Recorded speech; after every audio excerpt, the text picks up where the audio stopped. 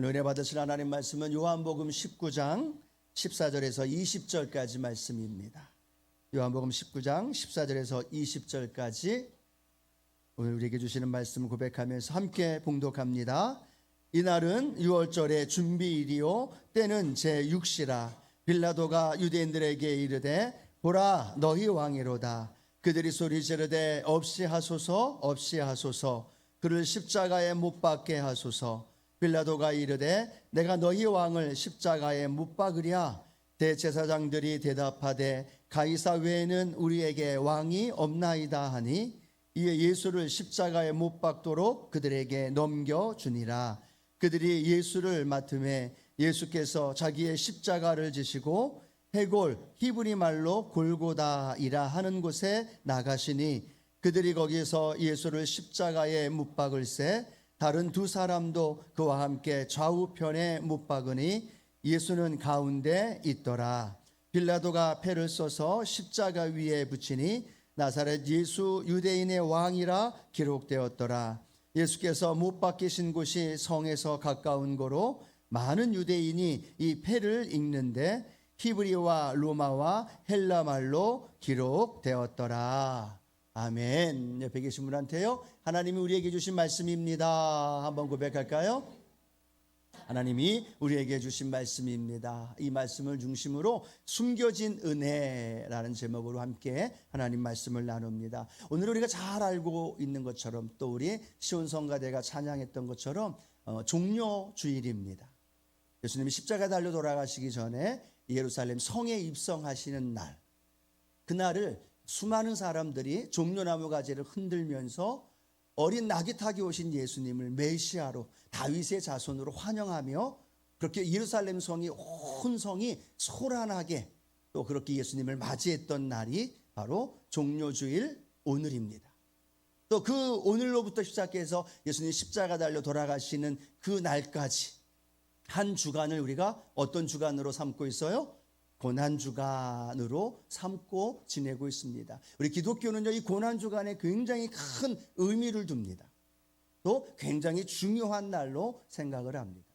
세상 사람들은 기독교 또 십자가 이렇게 생각하면 별 의미 없이 때로는 패배의 상징이고 저주의 상징이고 또 그렇게 생각하며 살아갑니다. 그런데 놀라운 것은 저와 여러분은 이 십자가를 보면서 고난주간을 통해서 또 그 고난을 향하여 걸어가신 예수님과 함께 발자취를 따라 걸어가면서 그 안에 숨겨진, 그 안에 감추어져 있는 그 은혜를 우리가 발견해야 될 줄로 믿습니다.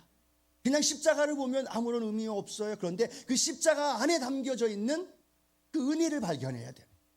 그 십자가에 가려져 있는, 십자가 안에 포함되어 있는 놀라운 은혜와 그 사랑과 그 생명의 축복이 우리 성도님도 오늘 이 예배를 통해서 발견되는 은혜가 있게 되기를 축복합니다. 그리고 그 은혜의 말씀을 붙들고 살아가게 되어질 때 하나님께서 저와 여러분에게 더 큰 은혜로 이 한 주간을 승리케 인도해 주실 줄로 믿습니다. 자, 그럼 오늘 본문 말씀을 중심으로 해서요, 세 가지를 함께 좀 말씀을 나눌 텐데 첫 번째는요, 현실에 가려진 진리가 있다라는 겁니다. 함께 고백할까요? 현실에 가려진 진리. 현실에 뭐가 가려졌어요? 진리가 가려져 있다는 겁니다. 가끔 제가 새벽에 이렇게 교회에 오면서 보면 앞에 이 안개가 좌욱할 때가 많아요. 그러면 안개가 좌욱하게 되면 제가 어떻게 반응하면서 운전을 할까요? 그 안개를 보면서 속도를 빨리 내거나 또 속도 안개 때문에 너무 늦춰서 운전을 하지는 않아요. 그 안개를 보면서 그 너머에 있는 걸 보면서 또 속도를 유지하면서 또 빨리 가야 할 땐 빨리 가고 거기에 맞춰서 움직인다라는 겁니다. 그런데 안개에 의해서 내가 운전을 하면 계속 천천히 갈 수밖에 없어요. 또 안개를 무시하면 속력을 내다가 큰 사고가 날 수밖에 없다라는 거죠. 우리 신앙생활 속에서 우리는 이 현실 속에 살아갑니다. 그런데 우리는 이 현실이 다가 아니라 현실에 가려진 진리가 있다는 사실, 현실 속에 우리에게 베풀어주고 우리에게 알려주고 싶어 하시는 진리의 말씀이 있다는 사실을 오늘 이 예배를 통해 발견하는 은혜가 있게 되기를 축복합니다. 빌라도는요 정확히 알고 있었습니다. 뭘 알고 있었을까요? 예수님이 죄가 없으시다는 것을. 그래서 빌라도는 어떻게 하든 예수님을 놓아주려고 합니다. 그런데 유대인들이 예수를 놓아주려고 하는 빌라도를 향하여 뭐라고 외칩니까? 당신이 예수를 놓아주면 당신은 가이사의 충신이 아닙니다. 가이사의 명을 받아서 왔는데 가이사의 충신이 아니라는 말은 무엇을 의미합니까? 자신이 갖고 있는 그 총독과 더불어 갖고 있는 권력, 그리고 갖고 있는 모든 부와 명예를 한 번에 잃어버릴 수 있는 상황이 되는 거예요. 그게 두려웠다는 거죠. 가이사의 충신이 아닙니다 외치는 저들이 가이사에게 고발을 하거나 또 자신을 향한 그런 모습들을 고소하게 되면 자신이 가지고 있는 모든 것들을 잃어버릴까 봐 빌라도는 뭐라고 이야기를 합니까? 그들에게 예수를 십자가에 내어놓게끔 내어주고 있는 모습이라는 거죠. 진리는 분명히 알고 있었어요.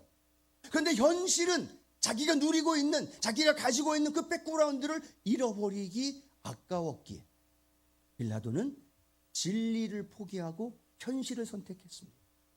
또 하나의 부류가 있죠. 유대인들입니다. 유대인들은 늘 하나님 앞에 선택받은 선민으로 알고 있었습니다. 그리고 그들은 늘 하나님을 왕으로 생각하고 또 왕으로 오실 메시아가 오셔서 자기들을 로마에서 구원해 낼 거라고 생각을 했습니다.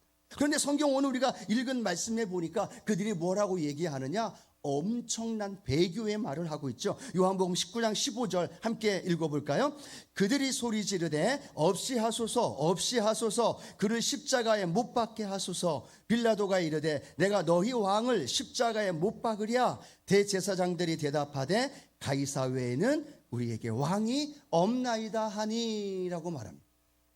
유대인들이 뭐라고 얘기해요? 그 왕 대신 예수님을 향하여 뭐라고 얘기합니다? 아닙니다. 저들은 왕이 아닙니다. 우리에게는 가이사 외에 왕이 없습니다. 지금 로마의 왕이었던 가이사를 왕으로 인정한다는 거예요. 그리고 하나님 보내주신 메시아 왕으로 오신 예수님을 인정하지 않는 거예요. 그런데 놀라운 건 빌라도는 그 예수를 누구로 인정하고 있어요? 왕으로 인정하고 있어요.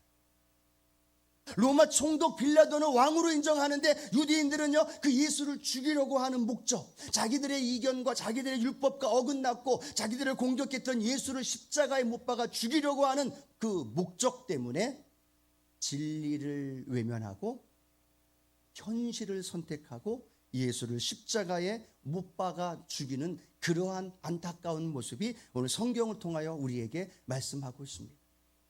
자, 구약 성경에 나오는 우리가 잘 아는 다윗 왕을 대한 이야기도 하나 하기를 원합니다. 다윗은요 사울 왕의 그러한 군사들에 대해서 늘 10여 년 동안 도망을 쳤던 사람입니다.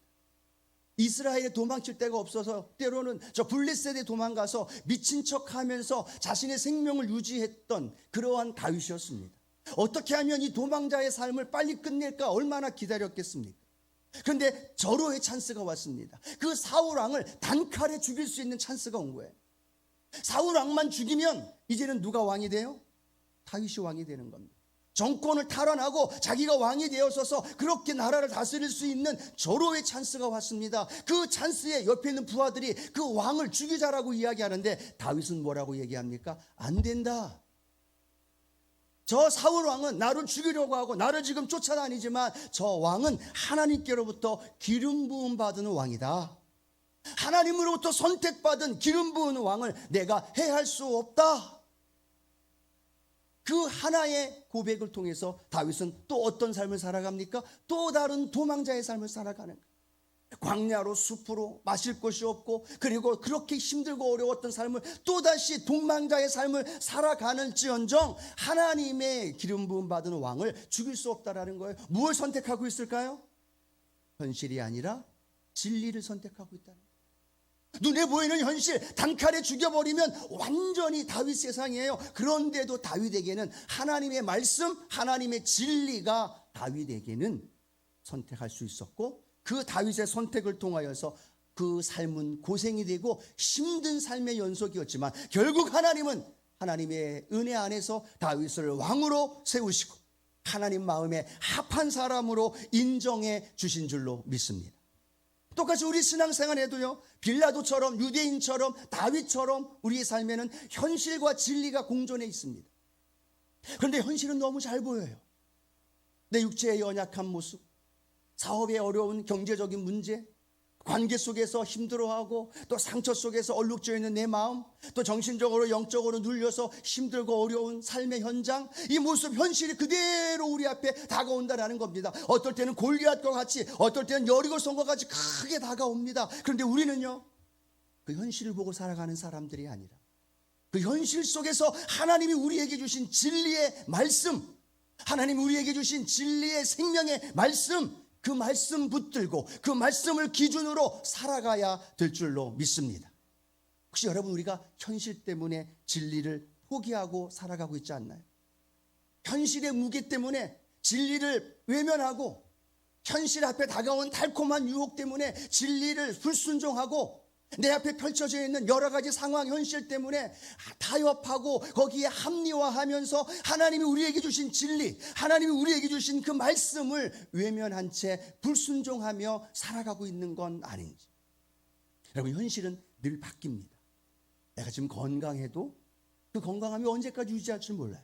내가 지금 사업이 잘 되고 있어요. 근데 그 사업이 언제까지 잘 될 줄 모른다는 거죠. 현실은 늘 바뀝니다. 현실은 늘 불안합니다. 현실은 늘 우리의 삶 속에 다가와서 우리를 넘어뜨리려고 하고 때로는 힘들게 할 때가 많다라는 겁니다. 그런데 여러분 아십니까? 하나님의 말씀 진리는 변함이 없는 줄로 믿습니다. 하나님의 말씀, 하나님의 진리는 우리의 삶의 현장에서 내가 그 진리를 붙들면, 내가 그 진리를 의지하면, 내가 그 진리를 붙들고 희생하고, 내가 그 진리를 붙들고 손해보고, 내가 그 진리를 순종하며 걸어가면 하나님은 그 진리의 말씀대로 우리에게 은혜를 부어주시는 거예요. 여러분, 우리의 삶의 현상에서 눈에 보이는 현실에 속지 말라는 얘기예요. 아담과 하와가 눈에 보이는 현실, 보암직도 하고 먹음직도 하고 지롭게 할 만큼 탐스러운 거 따먹었어요. 진리는 뭡니까? 먹지 말라는 거예요. 그런데 현실에 빠져서 따먹었더니 죄의 결과가 우리에게 다가온 이 모습이라는 거예요.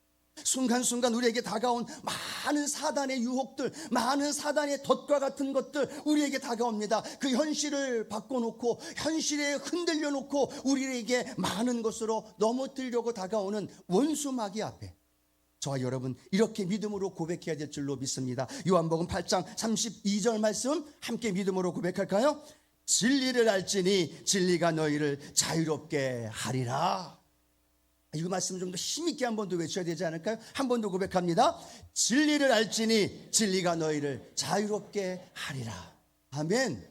현실이 우리를 자유롭게 하지 않는다는 거예요. 현실이 우리 문제를 해결해 줄 수 없다는 얘기예요. 그런데 성경은 진리를 알지니 진리가 너희를 자유롭게 하리라. 진리를 붙들어야 된다는 거예요. 그러면 그 진리가 우리의 삶에서 증명이 되어지고, 그 진리가 우리의 삶 속에서 열매가 맺어지고, 그 진리를 통해서 하나님의 크신 역사가 우리 안에 나타나게 될 줄로 믿습니다. 사도 바울은 영적 전쟁을 승리해야 된다는 걸 말하면서 하나님의 전신갑주를 입으라라고 말하죠. 하나님의 전신갑주를 입으라라고 말하면서 우리에게 뭐라고 얘기하냐면 진리의 허리띠를 띠라라고 이야기해요. 가장 사람에게 중요한 이 허리, 힘을 요동하거나 흔들림이 없는 이 허리, 여기에 무엇을 띄어야 돼요? 진리를 띄어야 된다라는 거예요. 진리가 그 안에 중심이 되어 있으면, 하나님의 말씀이 그 안에 딱 서 있으면 어떠한 유혹이 다가오고 어떠한 환경이 다가오고 나를 넘어뜨리려고 다가오는 시험이 다가와도 예수 이름으로 떠나갈지어다. 또 진리의 말씀을 붙드는 거야. 저가 채찍에 맞음으로 나는 나음을 얻었도다. 미워할 수밖에 없고 용서할 수 없는 그런 상황임에도 불구하고 내가 너희를 사랑한 것 같이 너희로 서로 사랑하라. 그 말씀이 진리가 되어질 때 나를 변하여 사랑하게 만들어 주신다는 거예요. 무엇을 붙들고 사시나요? 무엇을 의지하며 살아가나요? 안개와 같이 잠시 있다 사라지는 현실, 물질, 내 건강이 아니라 영원히 변하지 아니하는 진리 안에서 우리를 자유케 하신 그 하나님의 말씀, 그 진리의 말씀, 오늘 우리 성도님들 우리 붙들고 살아가십시다. 흔들리지 말고 굳게 붙들고 그 안에서 나아가면 그 진리가 내 삶에 열매가 맺어져요. 그 진리가 내 삶에 증명이 되어져요. 아, 그러면 이렇게 고백하는 거죠. 맞아, 그 말씀이 이렇게 열매가 되어지는구나, 그 진리가 이렇게 응답되어지는구나 라고 고백되어지면서 우리는 현실의 한계를 뛰어넘어 더 큰 하나님의 진리 안에 자유함을 누리며 살아갈 수 있는 이 은혜, 저 여러분 늘 누리며 살아가는 귀한 성도들 되기를 축복합니다. 두 번째, 오늘 본문을 통하여 우리에게 말씀해 주는 건요, 고난에 가려진 영광이 있다라고 우리에게 말씀합니다. 여러분, 우리 잘 아는 요셉 이야기를 잘 압니다. 요셉이 꿈을 꾼 이후로부터 형들에게 핍박을 받죠. 그리고 그 꿈 때문에 미움받음으로 인하여서 노예 상인에게 팔립니다. 한 번도 가지 않았던 이집트에 노예로 팔려가게 되죠. 그 어린 나이에 노예가 되어서 이젠 평생 노예로 살다가 노예로 끝나는 인생입니다. 그런데 그 노예의 삶에서 하나님께서 요셉과 함께 하신 줄로 믿습니다. 하나님 함께 하시고 그 노예 생활 속에서도 또 억울한 누명을 씌고 옥에 들어간다 할지라도 그 계속되어지는 요셉의 고난의 삶, 그런데 성경은 이 고난의 삶의 현장에 요셉이 원망하거나 불평하거나 하나님을 향하여 항거했다는 말이 기록되어 있지 않습니다. 그런데 반대로 하나님이 그와 함께 하시더라라고 기록이 되어 있더라는 것. 그리고 나서 시간이 지난 이후에 요셉이 하나님이 세우셔서 국무총리가 됩니다. 그리고 나서 그 형들이, 그 요셉을 팔았던 형들이 그 요셉 앞에 무릎을 꿇고 머리를 조아리며 앉아 있을 때 요셉이 이렇게 말씀하죠. 창세기 50장 20절 함께 읽어봅니다. 당신들은 나를 해하려 하였으나 하나님은 그것을 선으로 바꾸사 오늘과 같이 많은 백성의 생명을 구원하게 하리라 하셨나니. 아멘. 당신들 형들은 나를 죽이려고 했을 거예요. 그래서 나를 팔았고, 그래서 내가 지금 이렇게 고난, 죽도록 고난 속에서 살아왔지만 그 고난이 끝이 아니더라는 거예요. 버티고 또 하나님과 함께하면서 참고 이겨내고 그랬더니 하나님이 때가 되매 국무총리가 되게 하셨고, 놀라운 거잖아요. 그 형들이 지금 자신의 발 앞에 무릎 꿇고 머리를 조아리고 있는 거예요. 그 상황에서 그 요셉은 말합니다. 당신들은 나를 해하려 하여 내가 고난을 다가오고 어려움이 다가오고 핍박이 다가오고 정말 죽을 고생 많이 했는데 그 고난이 끝이 아니라, 형들, 내가 지금은 총리가 되어서 당신들의 생명을 건져내고 히브리인의 생명을 건져내고 이 지역 애국과 함께 모든 사람들의 생명을 걸어내는 그 놀라운 영광의 자리에 내가 지금 있습니다. 오늘 이 요셉의 고백, 오늘 그 요셉이 예수님의 고백과도 동일하게 우리의 삶 속에서도 말씀하고 있습니다. 예수님이 십자가에 달려 돌아가신 그 사건에 대해서도 우리에게 이렇게 말씀하죠. 히브리서 12장 2절 말씀입니다. 함께 읽어봅니다. 믿음의 주여 또 온전하게 하시는 이인 예수를 바라보자. 그는 그 앞에 있는 기쁨을 위하여 십자가를 참사 부끄러움을 개의치 아니하시더니 하나님 보좌 우편에 앉으셨느니라. 주님은 제자들에게 말씀했습니다. 내가 심히 죽게 되었다.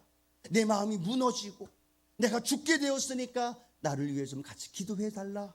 주님의 마음입니다. 십자가를 지셔야 하는 마음입니다. 온 인류의 죄를 감당하며 죽어야 했던 그 십자가의 주님이 이렇게 말씀합니다. 그 십자가를 참을 수 있었던 이유, 그 십자가를 버틸 수 있었던 이유, 그 십자가가 끝이 아니라 그 십자가 뒤에 오늘 본문 히브리서 12장 2절에 뭐라고 말씀하고 있습니까? 그 앞에 있는 기쁨을 위하여 십자가를 참으셨다라는.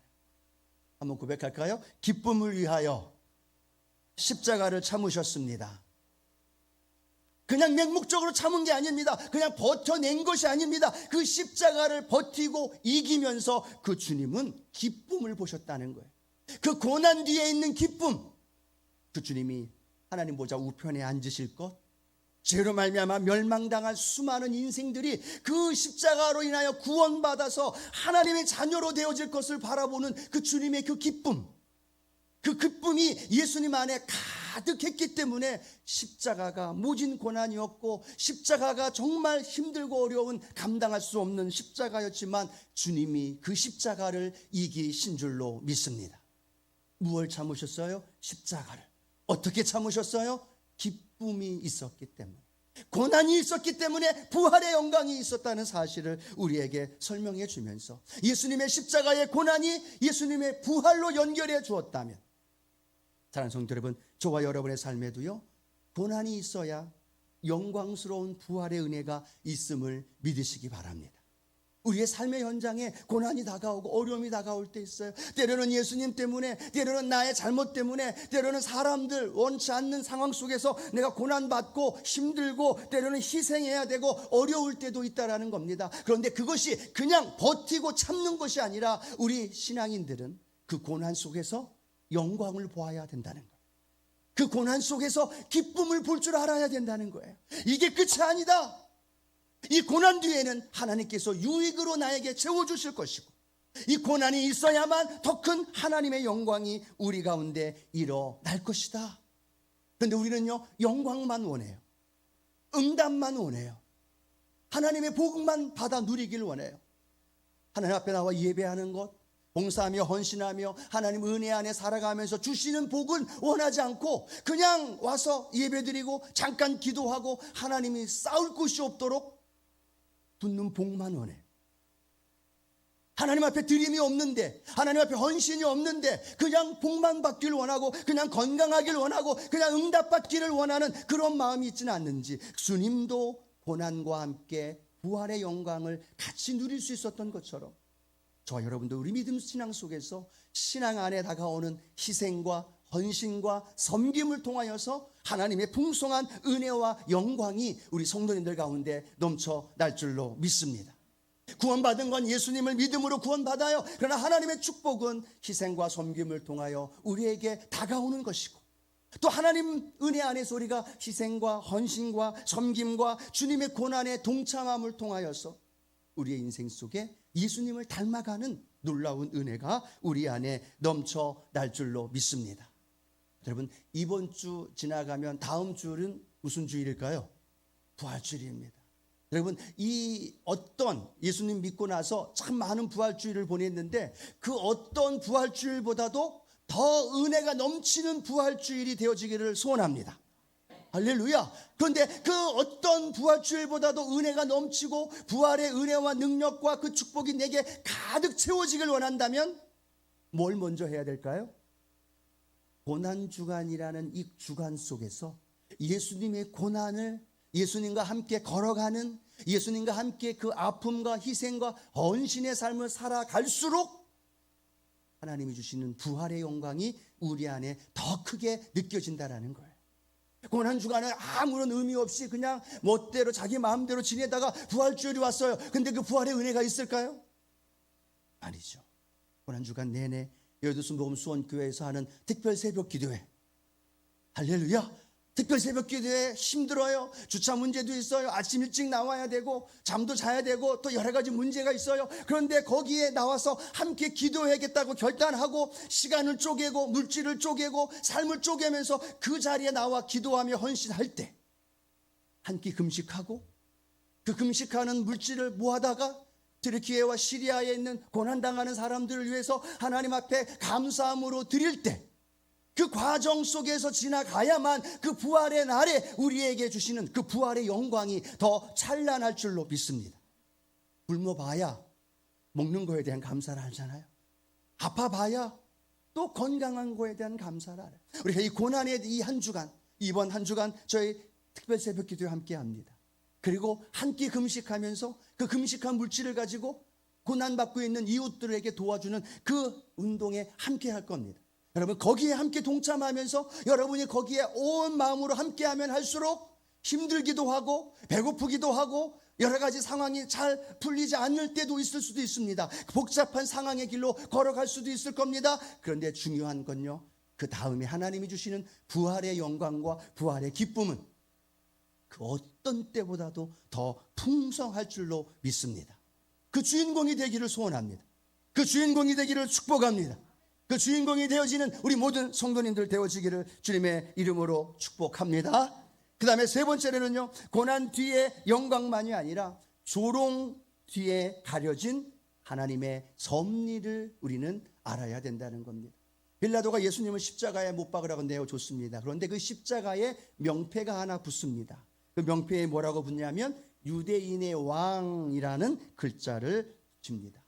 유대인들이 얘기합니다. 유대인의 왕이 아니라 자칭 유대인의 왕입니다. 그런데 빌라도가 허락하지 않아요. 그리고 유대인의 왕이라고 씁니다. 그 의미는 존경하고 정말 유대인의 왕이라는 의미보다는 조롱에 섞인 행동이라는 거죠. 비난 속에서 벌거벗겨 있는 예수가 유대인의 왕이다라고 썼다라는 겁니다. 그런데 놀라운 건 그 명패에 어느 나라 언어라고 써 있어요? 히브리어, 로마어, 당시의 세계 언어라고 이야기했던 헬라어까지 세 개의 언어로 기록이 되었다는 거예요. 그리고 오고 가는 사람들이 동일하게 봅니다. 유대인의 왕 예수, 그 왕 대신 예수님을 설명하면서 그분이 구원한 하나님의 자녀요, 영원한 구원에 인도해 주시는 예수 그리스도이심을 만방에 선포한 줄로 믿습니다. 빌라도는요, 조롱에 섞인 모습이었어요. 빌라도는요, 조롱하는 마음으로 거기에 기록했습니다. 그런데 하나님의 섭리는요, 조롱이 아니라, 비난이 아니라 온 세계 사람들이 예수 그리스도가 왕이라는 사실을 공식적으로 선포하는 이 놀라운 하나님의 섭리가 있었음을 믿으시기 바랍니다. 성경에 우리는 다니엘이라는 이야기를 잘 압니다. 다니엘이 하나님 앞에 예루살렘을 향하여 문을 열고 기도하면 사자굴에 던져진다는 조서가 쓰여집니다. 다니엘을 향하여 늘 시기하며 질투했던 그곳에 사는 사람들이 다니엘을 함정에 빠뜨리기 위해서 그 조서를 허락을 받은 거죠. 그런데 다니엘은요, 변함없이 예루살렘을 향하여 문을 열고 기도합니다. 그들이 이야기합니다. 옳다구나, 지금이다. 다니엘 집을 습격합니다. 그리고 다니엘을 묶습니다. 그리고 다니엘을 끌고 갑니다. 수많은 사람들이 손뼉을 치며 환호합니다. 이제 다니엘은 끝났다. 다니엘은 이제 우리의 삶에서 떠나갔다. 이제는 우리가 담당하고 통치하고 다스릴 것이다. 끌려가면서 수많은 사람들이 손뼉을 치며 환호합니다. 그리고 사자굴에 도착합니다. 사자굴에 던져지기까지도 수많은 사람들은 다니엘을 향하여 손뼉 치면서 저는 끝났다라고 비난하고 조롱합니다. 그런데 놀라운 것은 사자굴이 열리고 사자들이 있는 곳에 다니엘이 던져졌을 때 하나님은 그때까지 참고 계시는 거예요. 조롱과 비난으로 가득 차 있었지만 그때까지 하나님은 참으시고 사자굴에 던져질 때 하나님 사자들의 입을 막으시고, 할렐루야, 그곳에서도 하나님 다니엘을 건지신 줄로 믿습니다. 그렇게 하나님 역사하시자 어떤 일이 벌어져요? 도리어 그를 죽이려고 했던 사람들이 사자굴에 던져지고 다리오 왕이 선포합니다. 다니엘이 믿고 있는 하나님이 참된 하나님이다. 모든 나라에 조서를 내립니다. 다니엘이 섬기는 야훼 하나님만 참된 하나님이시다. 그분을 찬양하고 그분을 높여드리라 라고 말합니다. 다니엘이 끌려갈 때는 조소했어요. 비난했어요. 손뼉치며 자신들이 이겼을 거라고 생각했습니다. 그런데 하나님의 섭리는 마지막에 사자들의 입을 막으시고 그 왕을 통하여 공식적으로 선포하게 하시고 하나님의 놀라운 역사가 그 왕을 통해 다니엘의 역사를 통해서 이루어 주신 줄로 믿습니다. 현실의 삶의 현장 안에 교회 공동체 안에서 살아가면서 세상이 때로는 교회를 향하여 비난하고 조롱합니다. 때로는 성도들 안에서도 한마디 한마디 말하는 것들이 나에게 상처가 되고 아픔이 될 때도 있습니다. 사랑하는 성도 여러분, 그러나 그것이 하나님의 섭리 속에서 나를 죽이는 것이 아니라 나를 단련시키고 나를 힘들게 하는 것이 아니라 내가 기도해 줄 수 있는 사람으로 바꾸어 가게 되어지고, 너무 많은 사람들이 힘들고 어려운 삶의 현장에도 봉사하며 헌신하면서 함께 교회를 이루어 나갈 때 하나님의 놀라운 역사가 우리 안에 일어나게 될 줄로 믿습니다. 여러분, 세상의 조롱 소리가 두렵습니까? 세상의 비난 소리가 두렵습니까? 아니요. 그 삶의 현장에서 믿음을 지키며 걸어갈 때 세상의 비난과 조롱이 온다 할지라도 하나님은 그걸 그냥 보고 계신 것이 아니라 참으시고 또 참으시면서 우리에게 인내하고 용기를 심어주시면서 가장 극적인 때, 가장 클라이막스 때 하나님 우리를 지켜주시고 건져주시고 하나님의 놀라운 섭리 안에서 그 조롱하던 자가 주님께 나오는 일이 벌어지고 하나님을 부인하던 자가 하나님의 사람으로 바뀌어지게 되고 하나님의 크고 놀라운 역사가 우리 인생 속에 나타날 줄로 믿습니다. 오늘 그것이 조롱 속에 감겨진 하나님의 놀라운 섭리. 우리 이사야 53장 5절 한 절 말씀만 읽고 말씀을 맺기를 원합니다. 함께 읽어봅니다. 그가 찔림은 우리를 허물 때문이요 그가 상함은 우리의 죄악 때문이라. 그가 징계를 받음으로 우리는 평화를 누리고 그가 채찍에 맞음으로 우리는 나음을 받았도다. 앞단어는 뭘까요? 그가 찔림이에요. 그가 상함이에요. 그가 징계예요. 그가 채찍에 맞은 거예요. 비난이고 조소고 그리고 세상 사람들의 조롱일 수 있어요. 현실일 수 있어요. 고난일 수 있어요. 그런데 그게 끝이 아니라는 겁니다. 찔림은 저와 여러분의 죄를 용서해 주시기, 그의 상함은 우리의 죄가 깨끗이 사함받기 위함이고, 주님이 징계를 받음으로 저와 여러분에게 평화를 주셨고, 채찍에 맞음으로 우리에게 나음을 받는 놀라운 은혜를 우리에게 주신 줄로 믿습니다. 사랑하는 성도 여러분, 말씀을 맺기를 원합니다. 우리 앞에 펼쳐져 있는 현실이 아니라 우리 진리를 붙들어 가십시다.